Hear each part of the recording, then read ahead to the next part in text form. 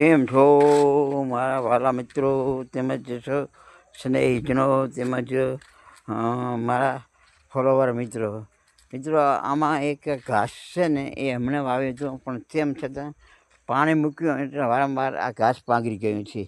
એકદમ આને હજી વાઢ્યું નથી. આ પાણીથી ઘાસ એકદમ પાંગરી જાય છે. તરત વાવ્યું તો આજે આ જો મિત્રો, તો આ લાઈવમાં તમને બતાવું તો સોંપી અને ખાલી એક વખત પાણી વાળ્યું હતું.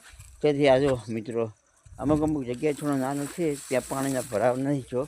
મિત્રો આ જો આ તાજું આવેલું છે ઘાસ, એટલે આ ઘાસ એકદમ થઈ ગયા છે. આ રજકા બાજરી નથી, ખાલી ઘાસ છે આપણે આવે.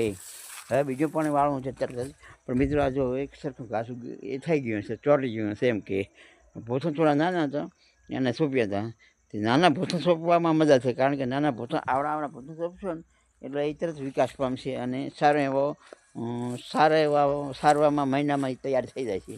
તો મિત્રો આ હજી 15 દિવસની રાહ જોઈએ અને પછી આને કાપી અને ઢોરાને નાખીશું. તો આ ઘાસ માત્ર આપણા માટે ખૂબ ઉપયોગી છે.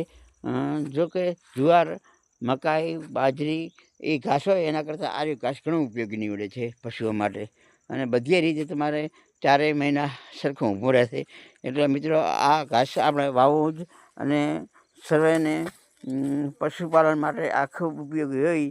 આપણા દૂધમાં પણ વધારો કરશે, ફેટમાં પણ વધારો કરશે. અને આવી રીતે આ ઘાસને વાવી અને સારી એવી ઇન્કમ મેળવી શકો છો.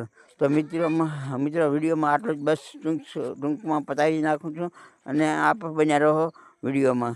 તો માતાજી આપણે હંમેશા સુખી રાખીએ અને આપ પણ આપણું સ્વાસ્થ્ય પણ સારું રહે એ શુભેચ્છા સાથે આપનો ફોલોવર મિત્ર રાજચંદભાઈના જય ગણેશ, જય જવાન, જય કિસાન મિત્રો આપ સૌને.